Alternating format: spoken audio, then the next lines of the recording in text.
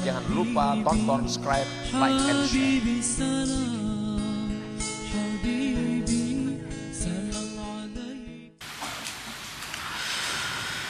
Bismillahirrahmanirrahim. Alhamdulillahilladzi a'azza wa adalla, a'azza man hadahu wa adalla man adalla. Ashhadu an la ilaha illallah wahdahu la syarika lahu fima qaddara wa fa'ala. Wa ashhadu anna sayyidana Muhammadan abduhu wa rasuluhu alladzi afdalu man arsala. Allahumma salli wa sallim wa barik ala sayyidina Muhammadin alladzi anzara wa basyara wa sahal, wa ala alihi wa sahbihi wa dzurriyyatihi wa atba'ihi ila yaumin tahayyara fihi man aqal, amma ba'd. Yang kita hormati dan kita cintai para habaib dan para alim ulama, para muhibbin, hadirin, hadirat rahimakumullah. Alhamdulillah wa syukurillah, puji syukur kehadirat Allah subhanahu wa ta'ala yang pada malam ini Allah subhanahu wa ta'ala memberikan kita hidayah dan taufiknya serta inayah sehingga kita bisa bertemu, berkumpul kembali di majelis yang penuh dengan berkah dan rahmat ini. Salawat dan salam keharibaan junjungan kita, kekasih Allah Nabi besar Muhammad sallallahu alaihi wasallam dan seluruh keluarga serta sahabat, zurriyat dan pengikut beliau sampai hari kiamat. Para muhibbin rahimakumullah, al-hikmatul hadiyatu wal 'ishrun ba'dal mi'ah minal hikamil ataiyah. Hikmah yang ke-121 dari Al-Hikam. Qala al-Imam Ahmad ibnu Athaillah Sakandari rahimahullah wa nafa'ana bi'ulumihi wa asrari. Berkata pengarang Imam Ahmad bin Athaillah As-Sakandari, la nihayata limazammika in arja'aka ilaika wala tafrugu madaihuka in azhara judahu alaik. Yang artinya tidak ada kesudahan bagi engkau celaan-celaan jika Allah subhanahu wa ta'ala mengembalikan engkau kepada engkau, dan tidak habis puji-pujian untuk engkau jika Allah menampakkan kemurahannya atas engkau. Itulah terjemahnya hikmah yang ke-121. Maksud daripada hikmah ini adalah idza aradallahu ihanata 'abdin wa idlalah raddahu ila nafsihi wa wakkalahu ilaiha fatuwallih, fa idza staulathu nafsuhu askatathu bimahawir rada. Apabila Allah subhanahu wa ta'ala menghendaki menghinakan seorang hamba, maka Allah kembalikan hamba itu kepada nafsunya dan Allah serahkan dia kepada nafsunya, maka berkuasalah nafsu itu atasnya si hamba. Apabila nafsu itu sudah menguasai seorang hamba, maka nafsu itu akan menjatuhkan dia pada lembah kehinaan.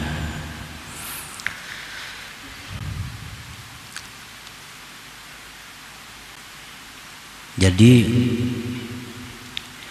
apabila Allah menghendaki kehinaan kepada kita, maka maka Allah serahkan kita ini kepada nafsu kita, sehingga kita ini selalu diatur, dipimpin oleh nafsu kita. Dan apabila kita sudah di bawah kendalinya nafsu, di bawah pimpinan nafsu, maka pasti nafsu itu akan menjatuhkan kita kepada jurang kehinaan. Fala nihayata limadhamik ayyuhal abdu in raddaka ila nafsik. Maka tidak ada kesudahan bagi engkau wahai hamba segala macam celaan apabila Allah kembalikan engkau itu kepada nafsu engkau. Nah, apabila sudah Allah mengembalikan kita, menyerahkan kita kepada nafsu kita, maka diri kita ini penuh dengan segala macam celaan-celaan yang tidak ada kesudahan. Segala macam sifat yang buruk ada pada diri kita. Segala macam sifat yang tercela ada pada diri kita. Apabila Allah sudah menyerahkan kita kepada nafsu ini, apabila Allah sudah mewakilkan untuk mendidik, memimpin kita kepada nafsu kita, maka diri kita ini penuh dengan celaan-celaan. Li'anna nafsa mamba'u syurur wal hawan. Karena nafsu itu sumber kejahatan dan kehinaan. Nah, nafsu itu sumbernya kehinaan, sumbernya kejahatan.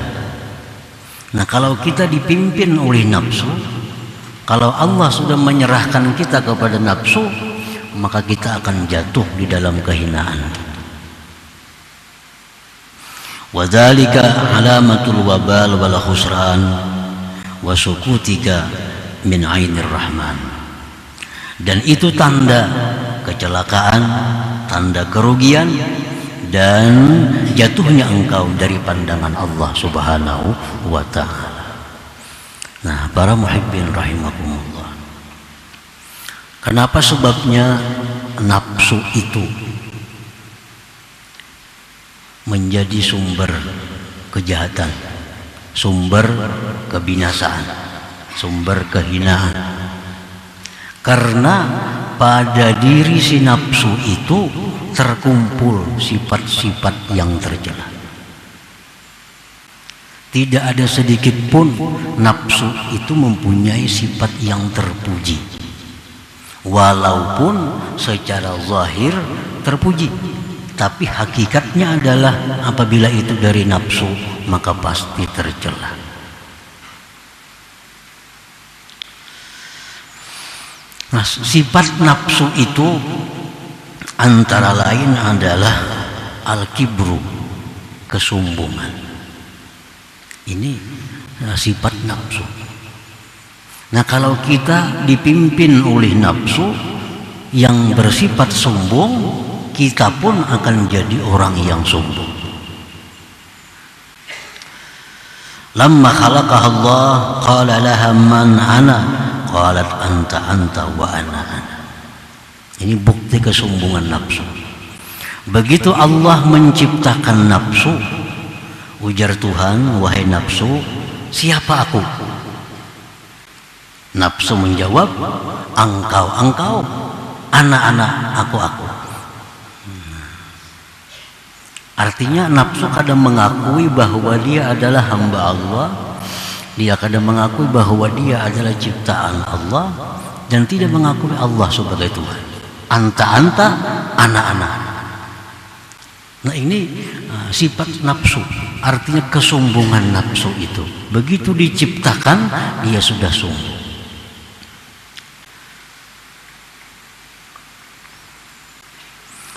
Nah, para muhibbin rahimakumullah, kalau kita ini sudah menjadi orang yang sombong, nah, maka sulit untuk diharapkan kebaikan pada diri kita. Sulit bimbingan masuk kepada kita. Sulit nasihat itu masuk kepada kita kalau dalam hati kita ini ada sifat sombong itu. Ini akibat kita diserahkan Allah kepada nafsu, sehingga nafsu yang mengendalikan kita ini sombong. Allah sudah menyatakan dalam Al-Quran, innahu la yuhibbul mustakbirin. Allah tidak suka orang yang bersifat sombong itu. Nah, kalau Allah ini tidak suka orang yang bersifat sombong, maka Allah tidak akan memberikan sesuatu yang berharga kepada orang yang tidak dia cintai itu. Allah tidak akan memberikan sesuatu yang berharga kepada orang yang tidak ia cintai. Apa yang berharga itu? Antara lain hikmah, ilmu-ilmu rahasia, ilmu-ilmu ma'rifat. Nah, ini Allah pasti tidak akan memberikan kepada orang yang tidak disukainya. Orang sombong termasuk orang yang tidak disukai oleh Allah Subhanahu wa ta'ala. Nah, para muhibbin rahimakumullah, dalam hati kita ada sombong, maka nasihat-nasihat agama tidak akan bisa masuk ke dalam hati kita. Nasihat Al-Quran tidak akan masuk ke dalam hati yang di situ sombong. Nasihat-nasihat dari Rasulullah Sallallahu Alaihi Wasallam tidak akan masuk ke dalam hati yang di situ ada sifat sombong. Allah berfirman, sa'asrifu an ayati alladzina yatakabbaruna fil ard bighairil haqq. Artinya, aku palingkan ayat-ayatku terhadap orang-orang yang sombong di muka bumi itu. Nah, para muhibbin rahimakumullah, nah ini salah satu di antara tercelaknya seseorang yang dipimpin oleh nafsu.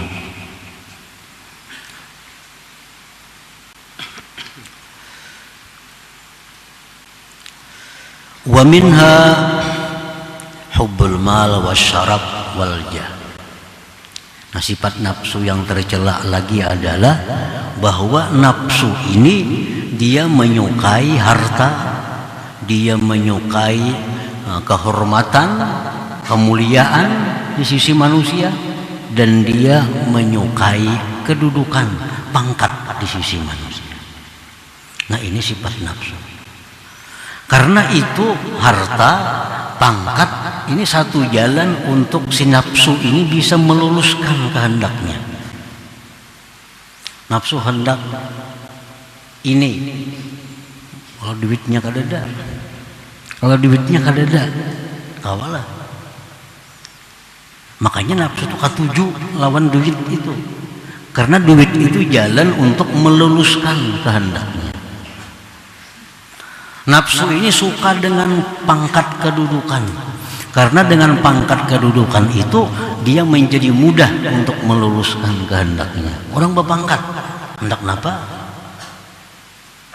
Orang bawahannya, tukarakan aku ini, sediakan ini. Orang berpangkat, otomatis bawahan ini menyiapkan apa yang dikehendakinya. Nah, nafsu itu suka dengan kedudukan, kepangkatan.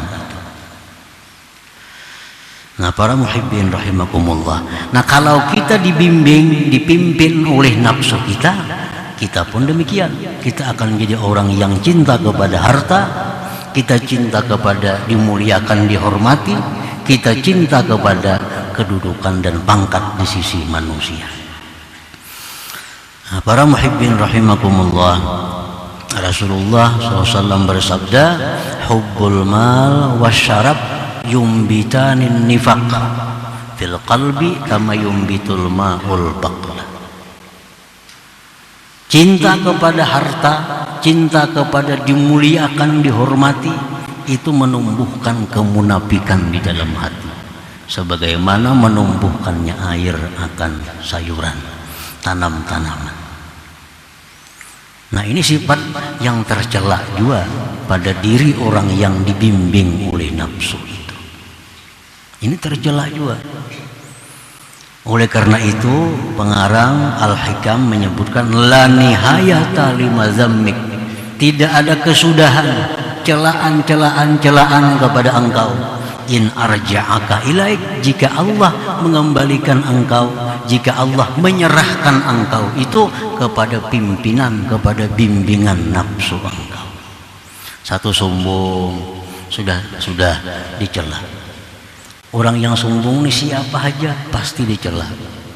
Kanak-kanak sombong dicela, orang tua sombong tercela, laki suami sombong tercela, istri sombong tercela, murid sombong tercela, guru sombong tercela. Siapapun yang bersifat sombong itu pasti tercela. Nah, para muhibbin rahimakumullah, jadi cinta kepada harta itu adalah sifatnya nafsu. Cinta kepada dihormati, dihargai orang itu sifatnya nafsu. Cinta kepada kedudukan, kepangkatan itu sifatnya nafsu. Jadi kalau orang sudah dikuasai nafsu, dipimpin oleh nafsunya, nah maka hidupnya demikian. Sombong, suka kepada harta, pangkat, kedudukan. Wa hubbul mal yurisul bukhla. Orang yang cinta kepada harta itu menimbulkan kikir. Nah, kikir ini pun termasuk sifat yang tercela. Ya, cinta kepada harta, maulah pemurah. Orang cinta kepada harta jauh dengan pemurah. Nah, otomatis orang itu cinta kepada harta, dia kikir. Rasulullah SAW sudah menyatakan, wa innal bakhil ba'idun minallah, ba'idun minan nas, ba'idun minal jannah, qaribun minan nar. Ujar Nabi, orang yang kikir itu jauh dari Allah, jauh dari manusia. Orang ada mau mengawani, ini kikir, orang aja. Rokok minta lawan orang, titisan minta lawan orang, kawarong minta biari akan orang. Orang kikir, ba'id minan nas, jauh dari manusia, ba'idun minal jannah, jauh dari surga, qaribun minan nar, dekat dengan neraka, dekat dengan neraka. Kenapa sebabnya?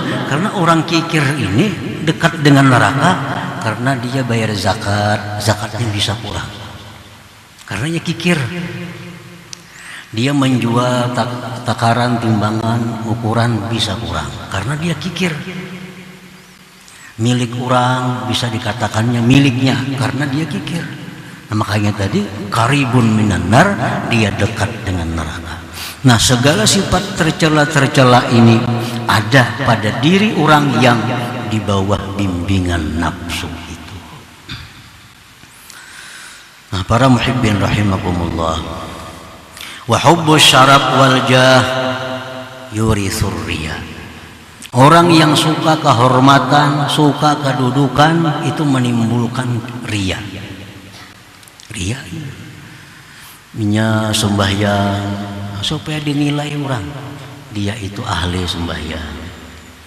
Dia bersedekah bukan mencari balasan Allah. Dia bersedekah bukan mencari keridhaan Allah, tapi dia bersedekah untuk mendapatkan simpati dari orang. Nah, ini akibat apa? Cinta kepada kedudukan, cinta kepada kepangkatan. Mestinya sedekah itu mencari keridhaan Allah. Ya, paling inting mencari surga, sedekah.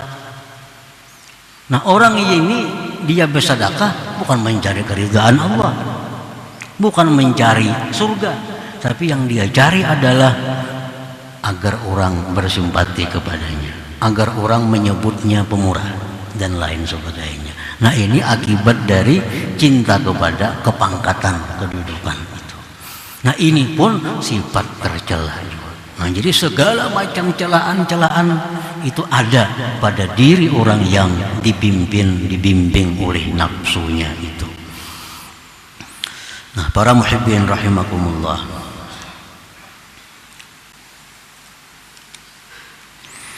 Wa idza aradallah i'zaz 'abdin wa inayatah azhara 'alaihi judah fatawallahu wa hafizahu wa la yatrukuhu wa la yuwakkiluhu ila nafsihi. Dan apabila Allah Subhanahu wa ta'ala menghendaki memuliakan seorang hamba, Allah menghendaki memuliakan hamba ini, Allah nampakkan atas hamba itu kemurahannya, maka si hamba ini Allah pimpin, si hamba ini Allah pelihara, si hamba ini tidak Allah tinggalkan, tidak Allah serahkan kepada nafsunya. Ini kalau Allah hendak memuliakan seseorang, maka seseorang ini langsung dipimpin oleh Allah, dijaga oleh Allah, kada Allah serahkan kepada nafsunya.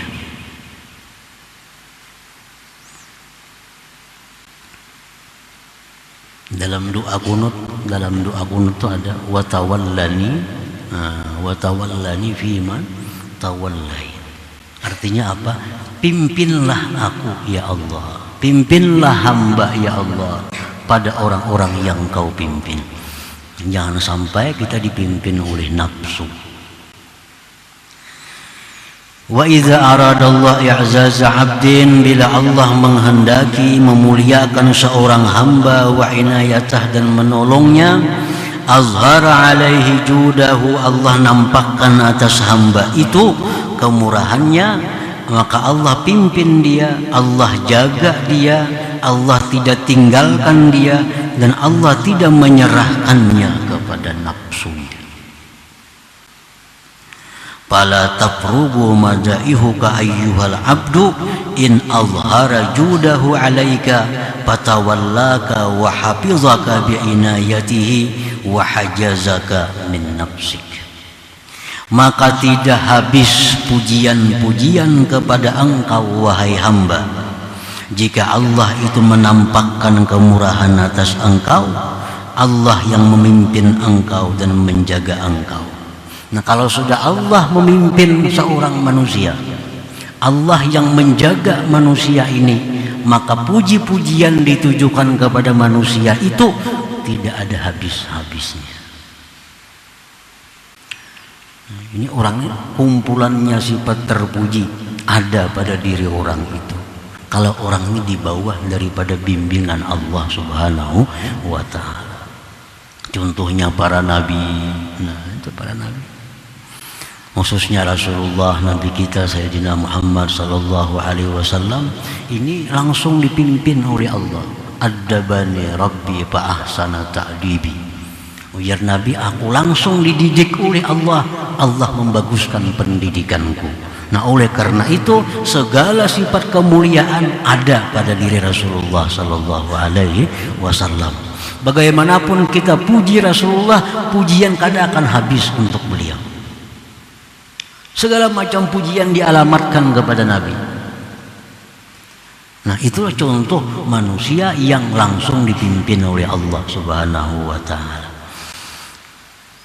Wala tafrugu madaihuka, ujar Imam Ahmad bin Athaillah, in azhara judahu alaika. Nah, tidak ada habis puji-pujian engkau jika Allah sudah menampakkan anugerah kepada engkau. Kalau Allah memimpin kita, Allah membimbing kita, segala sifat terpuji ada pada diri kita. Nah, para muhibbin rahimakumullah. Nah, kemudian sesudah kita mengetahui bahwa bila Allah hendak menghinakan seseorang, Allah serahkan ini orang kepada nafsu untuk membimbingnya,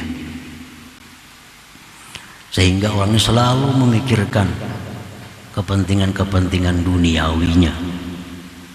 Kalau Allah menghendaki memuliakan seseorang, Allah pimpin langsung, Allah didik langsung, Allah jaga langsung orang, sehingga dia menjadi terpuji dan mulia.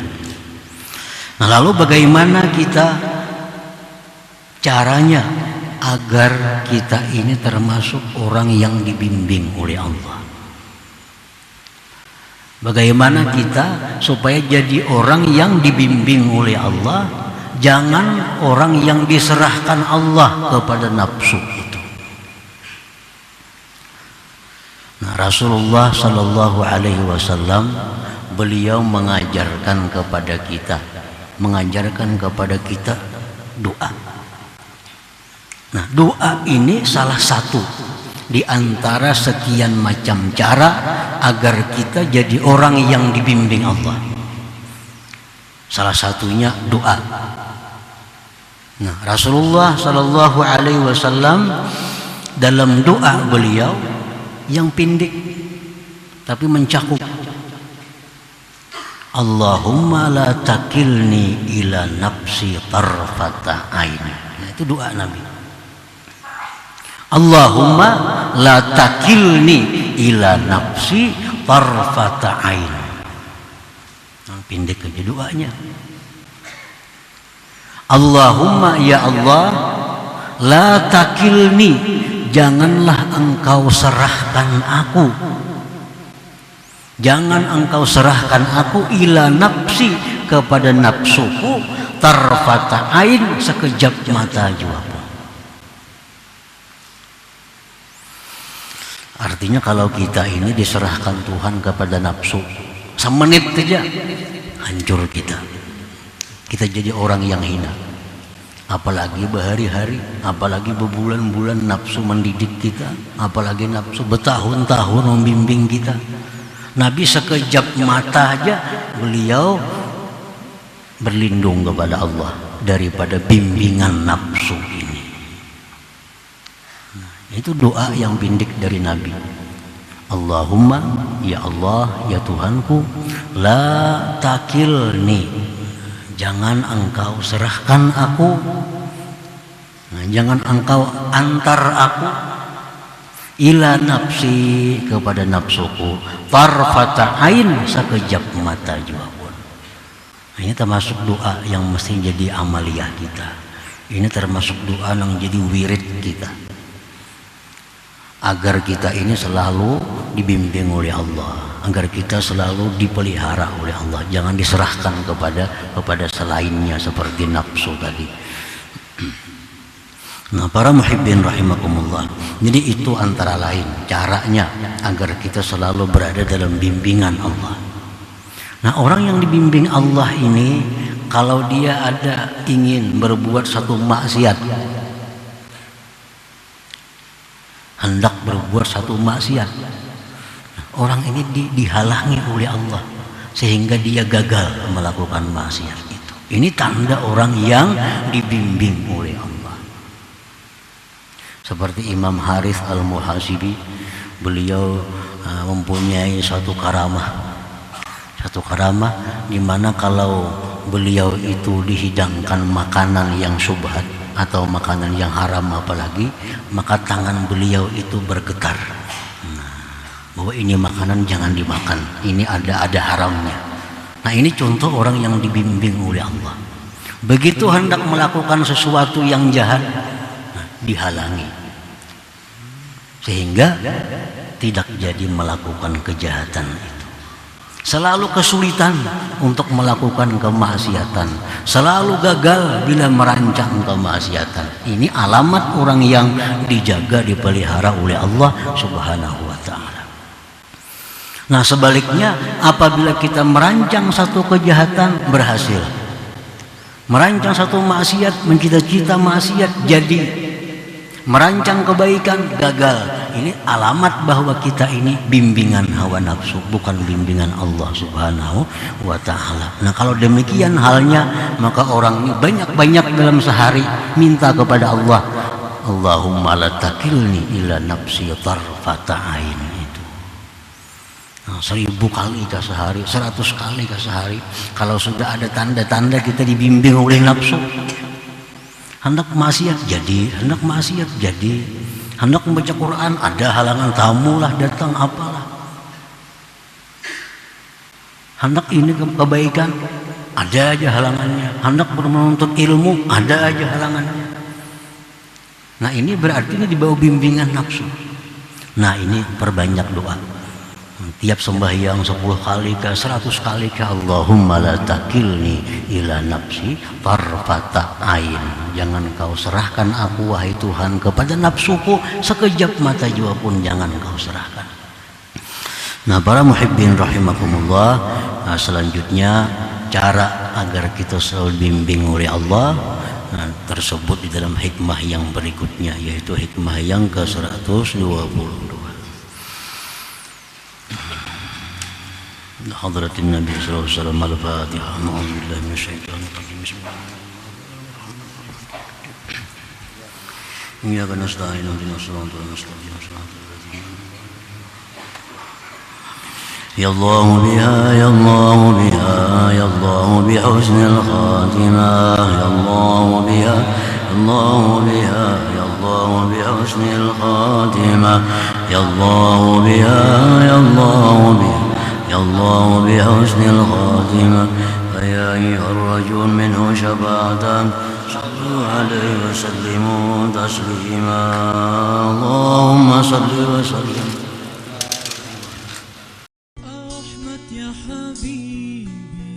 Jangan lupa tonton, subscribe, like, and share.